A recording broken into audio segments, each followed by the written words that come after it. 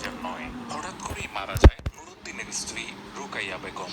স্বাভাবিকভাবেই মৃত্যুর খবরে ছুটে আসেন স্বজনেরা, কিন্তু সবাইকে অবাক করে দিয়ে আগত স্বজনদের লাঠি দিয়ে আঘাত করে তাড়িয়ে দেয় নুরুদ্দিন। এরপরে একাই দাফন করেন স্ত্রীর মরদেহ। তার একঘয়েমির কারণে আত্মীয় স্বজনরা অংশ নিতে পারেননি রুকাইয়া বেগমের দাফনে। দেয়ালের অপর পাশ থেকে শুধু চেয়ে চেয়ে দেখেছেন নুরুদ্দিনের অদ্ভুত কার্যকলাপ।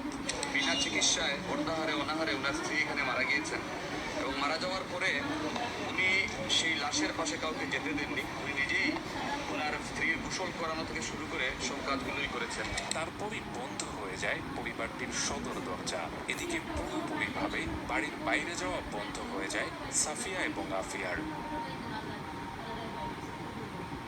একসময় সেই দরজা আর খোলেনি। সময়ের সঙ্গে সঙ্গে পরিবারটি যেন অদৃশ্য হয়ে গেল। এমনকি বাসার গ্যাস, বিদ্যুৎ ও পানির লাইনও বিচ্ছিন্ন করে ফেলেন নুরুদ্দিন। কোনো আত্মীয় স্বজনকে বাড়ির সীমানায় ভিড়তে দেয়া হতো না। দুই বোন আফিয়া এবং সাফিয়াকে রাখা হতো আলাদা দুটি রুমে। এসব রুমে প্রবেশাধিকার ছিল শুধু তাদের পিতা নুরুদ্দিনের। এভাবে কেটে যায় 1.5 বছর।